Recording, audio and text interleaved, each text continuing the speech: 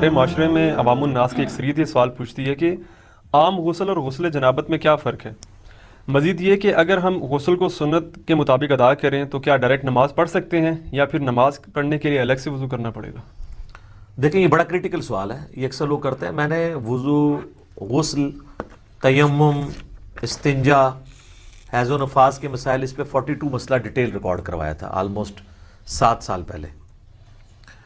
اس میں نے بتایا تھا سورۃ المائدہ میں سٹارٹ کے اندر ہی وضو کا طریقہ آیا ہے کہ چہرے کو دھویا جائے، اس کے بعد دونوں ہاتھ کونیوں تک، پھر سر کا مسح اور پاؤں کو دھویا جائے۔ بل یہ پاؤں کے مسح والا اختلاف بھی ہے اپنی جگہ، المصنف ابن ابی شیبہ میں موجود ہے کہ اکرمہ جو تابعی تھے ابن عباس کے شاگرد، وہ پاؤں پہ مسح بھی کر لیتے تھے۔ اس کو زیادہ جھگڑا نہیں بنانا چاہیے۔ تو یہ وضو کا طریقہ قرآن کے اندر ہے، بخاری مسلم میں درجنوں احادیث ہیں، بلکہ مسلم شریف کے اندر تو 1000 سے زیادہ احادیث ہیں وضو، غسل، نماز اور طہارت کے مسائل کے اوپر، 1000 سے زیادہ۔ لیکن یہ آپ کو کہتے ہیں جی وہ وضو کا طریقہ تو امام حنیفہ نے بتایا ہے،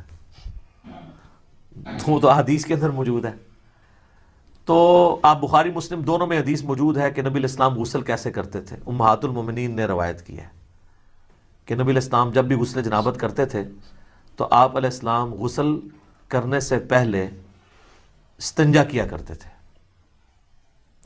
اس کے بعد آپ علیہ السلام زمین پہ ہاتھ مار کے مٹی لیتے تھے، اس زمانے میں ظاہر صابن تو نہیں ہوتا تھا، اور مٹی اس جگہ پہ ملتے تھے جہاں پہ مری وغیرہ لگی ہوتی تھی تاکہ اس کو صاف کرتے۔ ظاہر وہ سمپل پانی سے تو صاف نہیں ہوگی۔ اس کے بعد آپ علیہ السلام، بخاری مسلم کے الفاظ ہیں کہ نماز کا سا وضو کرتے تھے، کلی کرتے تھے، غرغرے کے ساتھ سنت ہے، ناک میں پانی ادھر تک چڑھاتے تھے، اور وہ ابو داؤد میں الفاظ موجود ہیں کہ اگر روزہ نہ ہو تو پھر تو آپ اوپر تک چڑھائیں، روزہ ہو تو آپ بس نارملی جتنے ہے پانی ہے۔ اس کے بعد چہرہ دھوتے تھے، نماز کا سا وضو کرتے تھے، پاؤں چھوڑ دیتے تھے۔ اس کے اندر ایک حکمت تھی، کیونکہ کیچڑ تھا، نیچے پانی جمع ہوتا تھا، اور اس زمانے میں لوگ شلوار نیچے سے نہیں پہنتے تھے، تہمت ہوتی تھی، نیچے سے پہنے تو کیچڑ پاؤں پہ لگ جائے۔ تہمت میں جو کر رہا ہے تو وہ تو اوپر سے پہن لے گا اور پاؤں اس کے کیچڑ والے ہوں گے، اور بخاری مسلم میں الفاظ ہیں نبی علیہ السلام باہر آ کے پاؤں دھوتے تھے۔ آج کل ایسا نہیں ہے، آج تو ہم اس اسماعی سے گزر نہیں رہے، ہم تو ٹائلز والے باتھ روم میں ہوتے ہیں، ساتھ ساتھ پانی بہتا رہتا ہے، وہ پاک ہوتا جاتا ہے، نکل جاتا ہے۔ ورنہ تو ہمارے لیے مصیبت ہو جائے، ہم پہلے تولیہ باندھ کے باہر نکلیں اور پاؤں دھوئیں اور اس میں وہ چھینٹے بھی نہ پڑے، پھر شلوار پہنے۔ اب تو یہ ضرورت ہی نہیں اندر ہی، تو آپ پورا وضو بھی کر سکتے ہیں۔ اچھا، چونکہ نبی علیہ السلام وضو کرتے تھے اور اس سے پہلے استنجے والی جگہ سب کچھ دھو چکے ہوتے تھے، اور اس کے بعد آتا ہے پھر آپ علیہ السلام 3 دفعہ جو وہ سر پہ پانی بہاتے تھے، دائیں طرف بائیں طرف۔ ذرا وہ غسل ہوتا تھا ایک برتن اور بالٹی کے ذریعے، تو وہ اسی طریقے سے ہی ہوگا۔ آج کل تو شاور ہے، مسئلہ ہی کوئی نہیں ہے۔ تو اس کے بعد آپ پاؤں باہر نکل کے دھوتے تھے، اور اسی وضو کے ساتھ، غسل کے ساتھ وضو بھی شمار ہو جاتا تھا۔ لیکن یہ اس صورت میں ہے جب غسل کے دوران آپ کے ساتھ کوئی ایسا معاملہ نہ ہو جو وضو کو توڑ دیتا ہے۔ اگر اسی دوران کسی کی ہوا خارج ہو جاتی ہے یا پیشاب کا قطرہ نکل جاتا ہے تو پھر وہ غسل کر کے نکلے اور کہ جی میرا وضو ہو گیا ہے، تو اپنے آپ کو ہی دھوکہ دے رہا ہے۔ کیسے ہو گیا؟ اس کو تو پھر اینڈ پہ دوبارہ سے وضو کرنا ہوگا۔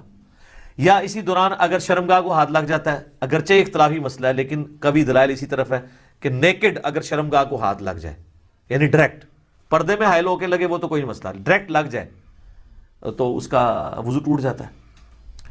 تو اس میں بہتر یہی ہے کہ احتیاط اسی میں ہے کہ آپ اینڈ میں دوبارہ وضو کر کے ہی باہر نکلیں، کیونکہ بعض اوقات ہاتھ لگ ہی جاتا ہے اور اتنا دھیان بھی نہیں رہتا اس طرح کے معاملات میں۔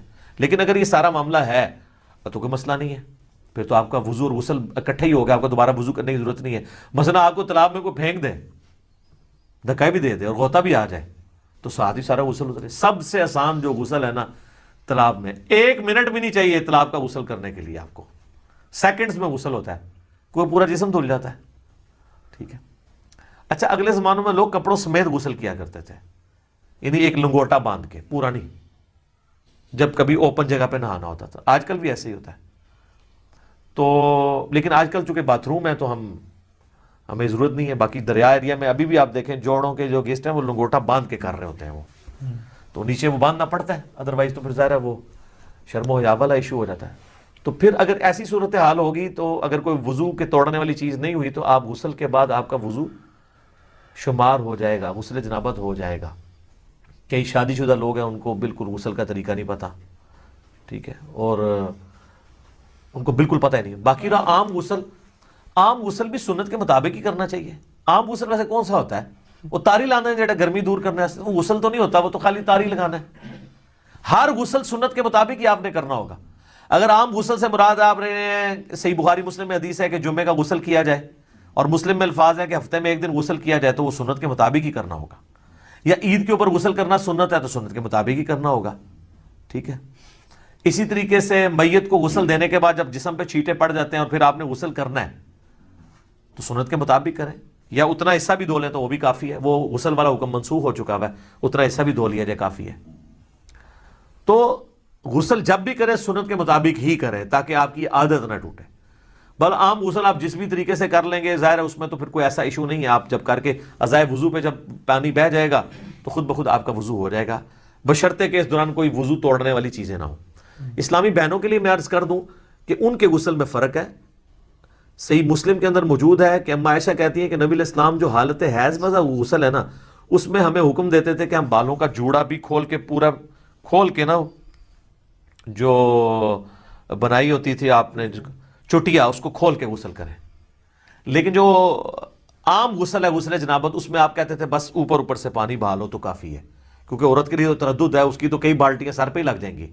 اس زمانے میں تو پانی بھر کے لانا بھی ایشو ہوتا تھا. آج کل والا صاحب تو نہیں ہے، اٹیچ بات ہے اور اوپر جو ہے وہ آپ کا شاور چل رہا ہے. تو اسی والے سے وہ سیدہ عائشہ کے پاس کچھ تابعین آئے بھی تھے، وہ مانتے ہی نہیں تھے کہ جی آدھی بالٹی سے کیسے غسل ہو سکتا ہے. تو عائشہ ان کے سامنے آدھی بالٹی لے کے گئی، پردے میں موٹے کپڑے میں، اس وقت ظاہر ہے اٹیچ بات کپڑے والے ہی ہوتے تھے. ٹوائلٹس گھروں میں نہیں ہوتے تھے، گھروں کی چھت پہ ہوتے تھے یا باہر زمین میں، لیکن باتھ روم تو گھر کے اندر ہوتے تھے کیونکہ اس میں بدبو والا نہیں ہے، پانی بہ جاتا ہے. وہ کہتے ہیں جی سیدہ عائشہ نے غسل کر کے دکھایا، بخاری مسلم میں آتا ہے. تو میں نے اس کو بھی جواب دیا تھا، وہ انہوں نے ان کے سامنے نہیں کیا، ان کا وہم نکالا ہے کہ دیکھو اندر ٹوٹی بھی کوئی نہیں ہے، میں یہ پانی لے کے جا رہی ہوں، اسی سے غسل کر کے نکلوں گی. تو وہ ان کا وہم نکالنے کے لیے تھا.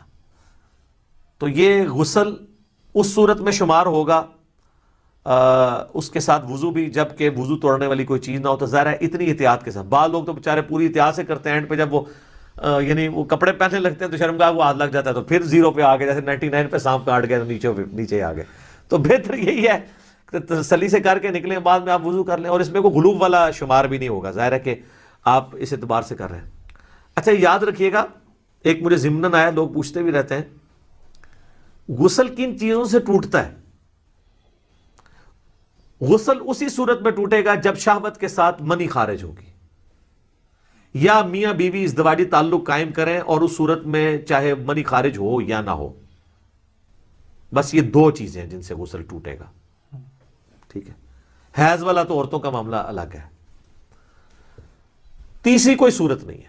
بعض اوقات پیشاب کرتے ہوئے منی کے قطرے نکل جاتے ہیں تو وہ شہوت کے ساتھ نہیں نکلے، اسے ودی کہتے ہیں، وہ منی نہیں ہوتی، وہ غسل نہیں توڑے گی. اسی طریقے سے بعض لوگ بیچارے پہلے غسل سے پہلے وضو کرتے ہیں، اس کے بعد جب سر پہ پانی ڈالتے ہیں تو ٹھنڈک کی وجہ سے پیشاب کے قطرے نکل جاتے ہیں، وہ سمجھتے ہیں پیشاب نکل گیا پھر دوبارہ سے غسل شروع کرنا. نہیں، پیشاب نکلنے سے غسل تو نہیں ٹوٹا، وضو آپ کا ضرور ٹوٹ گیا. تو وہ وضو تو آپ نے ویسے بھی اینڈ پہ دوبارہ ہی کرنا ہوگا احتیاطاً. غسل آپ اپنا جاری رکھیں. غسل کے دوران پیشاب کرنے سے، ہوا خارج ہونے سے غسل جہاں تک پہنچے اس کو آگے ہی لے کے چلیں، پھر 0 پہ نہیں آپ نے آنا، کیونکہ وہ غسل نہیں ٹوٹا، آپ کا وضو ٹوٹا ہے. تو وضو تو آپ دوبارہ بھی کر لیں گے. غسل توڑنے والی چیز میاں بیوی کا ازدواجی تعلق ہے، خواہ اس میں منی ہو یا نہ ہو، اور یعنی نائٹ فال، یعنی منی کا شہوت کے ساتھ نکلنا، وہ نائٹ فال کے ذریعے ہو یا کسی اور غلط طریقے سے ہو، یعنی میں کوڈ ورڈز میں بات کر رہا ہوں، تو وہ غسل کو فرض کر دے گی. باقی اور کوئی چیز جو ہے نا وہ غسل کو فرض نہیں کرتی. تو یہ ایسے مسائل ہیں جو لوگ عموماً پوچھتے رہتے ہیں. تو آسان ہی معاملہ جی، آپ دین سیکھیں، دین میں آسانی ہے. تو اگر آپ بعد میں وضو کر لیں غسل کے بعد، اسی میں احتیاط ہے، بجائے اتنا اس طرح کر کے کان پکڑنے میں، آسانی اسی کے اندر ہے آپ کی. ٹھیک ہو گیا.